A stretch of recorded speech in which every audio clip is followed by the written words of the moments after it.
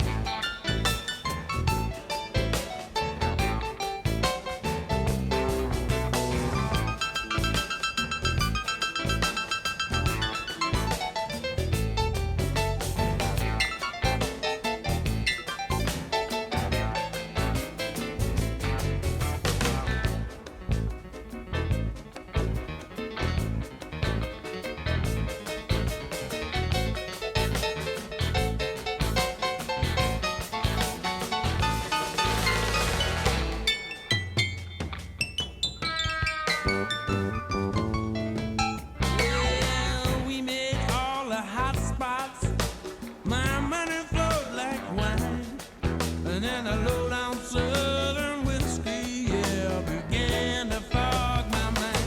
And I don't remember church bells or the money I put down on the white picket fence and boardwalk of the house at the edge of town. Oh, but boy, do I remember the strain of her refrain, and the nights we spent together, and the way she called my name. If you be my Dixie chicken, I'll be your Tennessee lamb, and we can walk together down in Dixieland, down in Dixieland.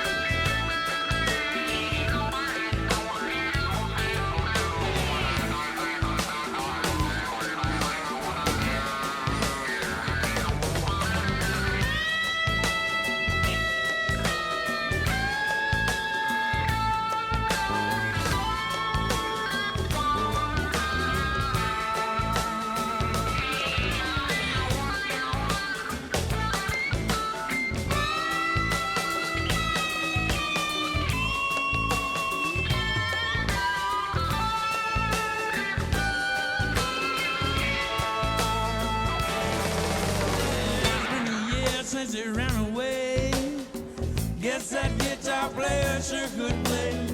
She always liked to sing along. She's always ended with a song. And then one night in the lobby, yeah, of the Commodore Hotel, I chanced to meet a bartender who said he knew her well. And as he handed me a drink, he began to hum a song, and all the boys there at the bar began to sing along. If you be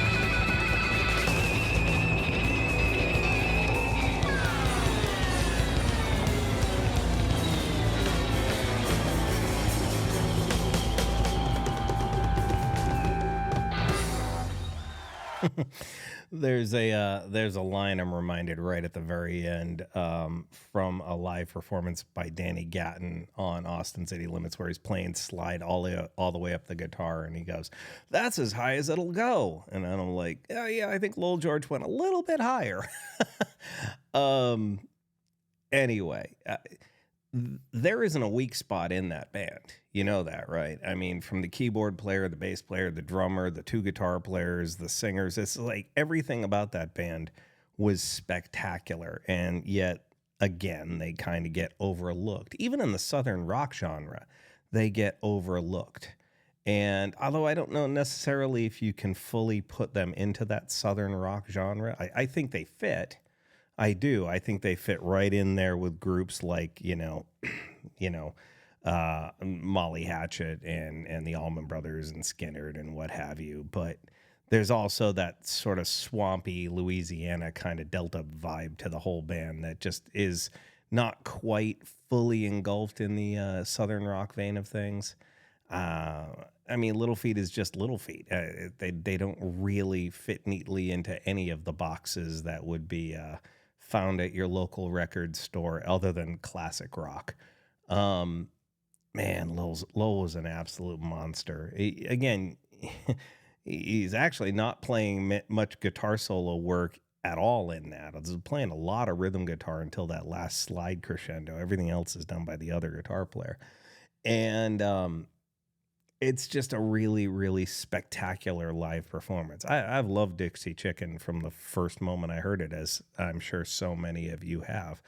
But when you hear him medleyed into, Tripe Face Boogie, it creates a whole new vibe. The transitions, the use of dynamics, cutting in and out, bringing it way down, literally just having the keyboard player playing for a little bit, the bass player filling in all the background where it needs to be. I mean, there's so much great playing on that track. It's kind of ridiculous in a lot of ways. And yet, again, a band like Little Feat is somewhat unheralded, and it's kind of a shame. But again, this is one of those situations where if you know, you know. And when you talk to somebody who know Lowell George's guitar playing, who knows the band Little Feat, you can watch them sort of perk up when the conversation swings around to them. It's really quite fun because you sit there and you kind of unlock a key, unlock a door in sort of the musical conversation. Because look, we can talk about Led Zeppelin for days. We can talk about Deep Purple and Black Sabbath and Van Halen and the likes for days and weeks on end. And even the most casual music fan knows those bands. But when you're in a deep conversation with a musician or a music lover, and then you say something a bit obscure like the band Little Feat, or bands like King's X or Jellyfish or Government Mule or whatever, even a sort of a mainstream, somewhat popular band like Kansas or the older tracks from Chicago, and you watch people talk about Terry Kath and Lowell George and others, and you just kind of get this sort of passing through a door, passing into a gate into a whole other conversation of another level of musical love and musical engagement. And it brings things, it makes you realize who the music fan is and who the casual music fan is, I get that with bands like Triumph too. It's like you're going to another tier. Again, sort of the whole reason for me starting this channel was to unlock that second level or third level of musical appreciation that, again, look, we got over 1,000 subscribers to the channel now, and I'm happy about that. I don't do this to make money. You don't hear me say, like, share, and subscribe. I hate those words. It's like the 1,000 people or so that are watching this channel on a somewhat regular basis are watching it because we're not playing run-of-the-mill stuff. are watching it because we're playing deeper cuts. They're watching it because we're discussing deeper level music appreciation. I'm not getting into the nitty gritty ins and outs of technique and what makes this singer an opera singer or whatever. It's more so just general conversation. And I love the interaction that I get with the viewers who tell me things that I didn't know. I'm like, that's great information. People who are telling me about their uncle or their cousin or their grandfather or whatever who wrote the song that we just listened to, that I'm like, I didn't know they wrote it. I didn't know that they were part of it. I had no idea. I've had people go, thank you for keeping my uncle or grandfather's music alive and acknowledging their contribution to the music industry. I love that stuff. I really do. I had a couple of interactions with a gentleman from who's related to somebody from Fishbone, from the Kentucky Headhunters, the Kentucky Headhunters. And one of my favorite interactions with a gentleman who was the drummer, or a member at least, of the band, what was it? The Hampton Grease Band. That's who it was. And I'm just like, that's fantastic. I love the connection. I love the interaction. And, that's the kind of thing that makes me happy about doing this. There have definitely been times over the last couple of years where I've been doing this channel and thinking to myself, who's really listening? What's the real point? Why am I doing it? And then I get a message from one of those people, and it makes me go, okay, this is cool. This is cool when the likes of, some of my regulars like John or Michael or Craig or any of the rest of you who, come in with your comments about, Chicago or Steve Perry or whatever it is. And I'm just like, this is fun. This is why I do this. I'm certainly not doing this to make money, and I just don't care. I got a day job. I want to have fun, and I am really, really, really appreciating the community. And somehow or another, this video spun off into a commentary about the channel, and I apologize for that. It's not about me, and it's not about the channel. It's about the music we're listening to. And yeah. I have had conversations with Joe Bonamassa about Little Feat and the fact that he now owns Lowell George's Dumble amplifier. And, we've had conversations about the Dumble and how how when he plugs into it, he can't help but hear Lowell George in that amplifier. And it's amazing how Lowell George's amplifier took on Lowell George's personality. It has that sound, and there's no escaping it. To the current owner of the amplifier, there's no escaping that it's Lowell's amplifier. And I just think that's kind of a cool little side note to this. Anyway, sorry I've rambled on for 20 minutes or whatever it is. Please feel free to leave a comment in the comment section below. We can talk about it further. Just know that I appreciate all of you, and I wish you well. Take care.